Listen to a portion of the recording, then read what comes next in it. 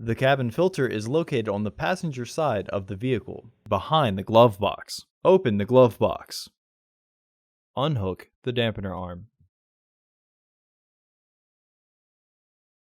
Push in on both sides of the glove box to release the stops. Unclip both sides of the housing cover to remove it.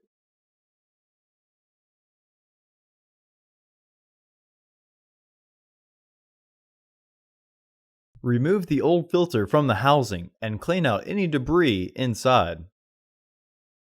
Insert your new filter into the housing, with its airflow indicating arrow pointing down.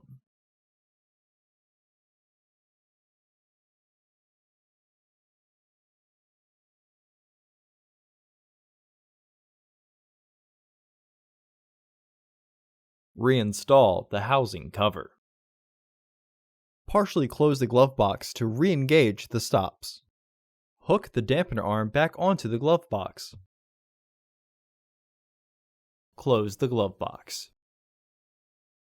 For the best price, visit undercarexperts.com and don't forget to subscribe to our channel.